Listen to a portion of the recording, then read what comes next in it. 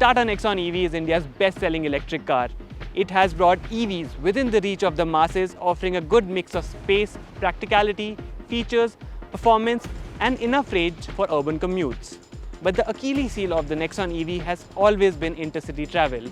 Its modest real-world range, coupled with the lack of public charging infrastructure in the country, has restricted it to people looking for a city runabout. Well, that's where the Nexon EV Max comes in. Max here signifies a bigger battery, a range in excess of 400 kilometers, which makes intercity travel also a realistic possibility in an EV under the 20 lakh price bracket. Plus, it offers more performance and more features. But is it enough to make you look past ICE and make that switch to BEV? Well, that's what we're here to find out. But before we do that, do remember to subscribe to the channel and click on the bell icon so that you get notified every time we go live with new content on Auto Today.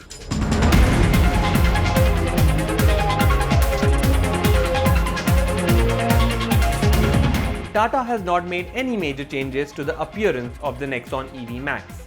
Visually, the only noteworthy changes are the introduction of a new intensity exterior color that our test car is wearing and new 16-inch alloy wheels. The cabin gets a black and beige treatment with tri-arrow motif used generously on the dashboard trim and seat upholstery. This range-topping variant gets leatherette seat upholstery and a leather-wrapped steering wheel as well.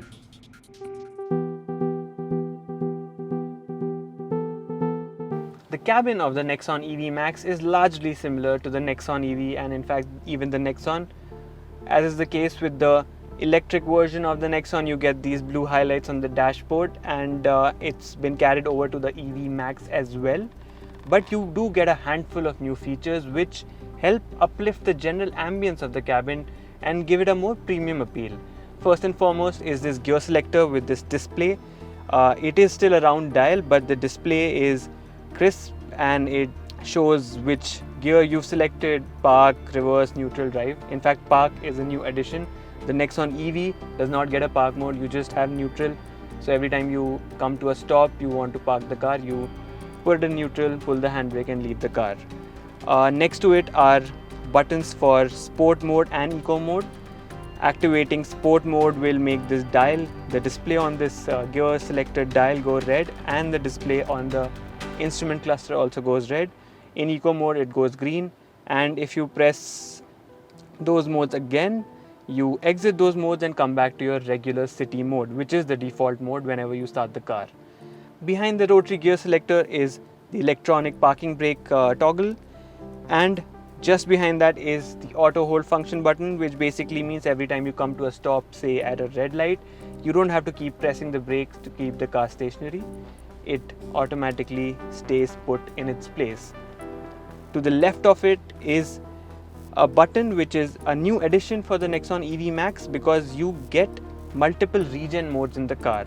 So you can increase it to level 3 or you can turn it completely off to level 0.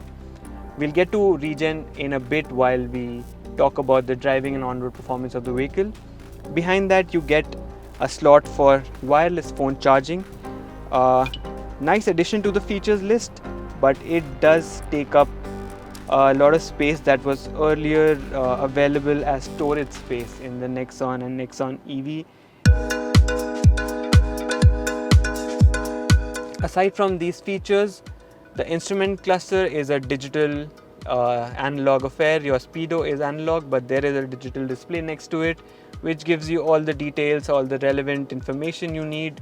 Multiple displays as well, and changes basis the drive mode that's been selected. The touchscreen remains the same. It's the same 7-inch unit sourced from Harman. The functionalities also remain the same. You get Android Auto, Apple CarPlay, but in addition to automatic climate control, you also have an integrated air purifier, which is a neat addition, and the fact that it's been integrated within the aircon setup of the vehicle is also a nice touch. Notable features you get with the Nexon EV Max is the sunroof, auto-dimming rear-view mirror. There's also automatic headlamps, electrically adjustable mirrors as well, and you also get ventilated seats in this top-of-the-line trim. You get 3 levels of adjustment and they are quite effective. We've been driving around since morning and it's bright and sunny and very hot outside, and these seats are definitely quite effective. Along with a 10 mm compromise in ground clearance due to the addition of the bigger battery pack, the floor has also been raised by a centimeter or two, reducing maximum headroom slightly and also resulting in a more knees-up seating position for those in the rear. However, boot space has not come down. Nexon EV Max also boasts a healthier list of safety features that include all 4 disc brakes and ESP, in addition to dual front airbags, ABS, hill hold assist and hill descent control that were already part of the Nexon EV safety package. The Nexon EV Max comes with a bigger battery pack. This 40.5 kWh battery pack gives it a claimed range of 437 kilometers. Compare that with the regular Nexon EV, which had 312 kilometers. It does mean that intercity travel, as Tata claims, is a more realistic possibility.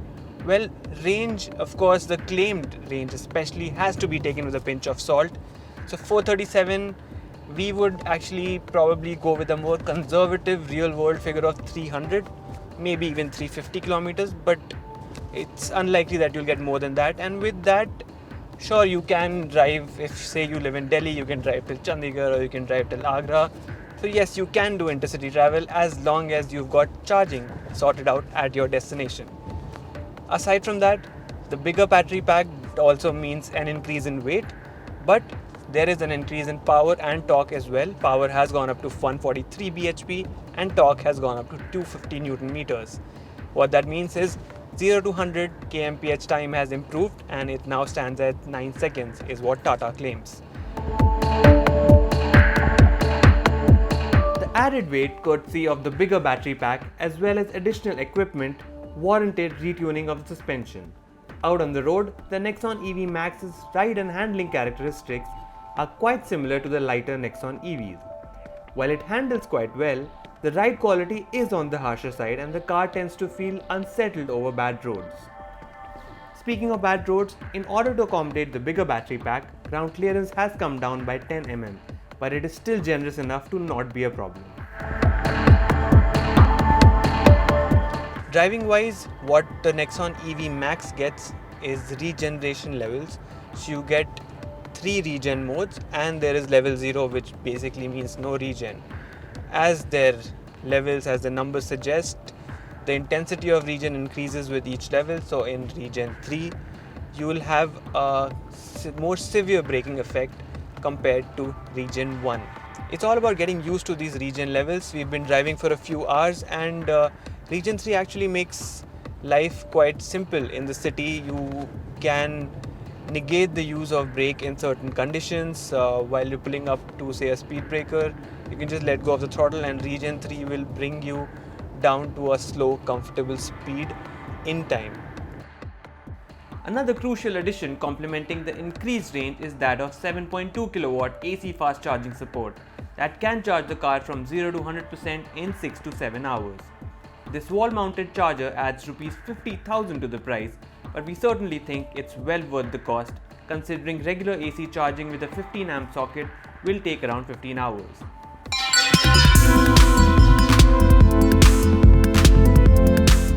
For us, the Nexon EV Max makes a lot of sense because of the added features, because of the added advantage of a 7.2 kW AC fast charger support, because of better performance, and of course the range is definitely a big plus. Realistically, compared to the regular Nexon EV, you will get about 100 to 120, 130 kilometers more, and that is definitely a big plus, but it is still not reassuring enough for you to maybe do a lot of intercity travel. You can obviously go to destinations within say a 200 to 250 kilometer radius comfortably, but you know, it would still make more sense as a city runabout, and that's what the Nexon EV did well, and that is something the Nexon EV Max does even better. Tata Nexon EV Max is now on sale, priced between Rs 17.74 lakhs and Rs 19.24 lakhs ex-showroom, which means it commands a premium of under 2 lakh rupees variant to variant compared to the Nexon EV.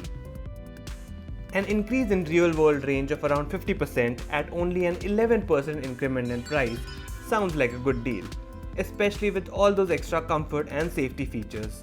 And when you factor in the considerably lower running costs vis-a-vis a petrol or diesel option, the Tata Nexon EV Max comes across as a solid alternative to similarly priced ICE vehicles and a great package for those looking to make the switch to EV.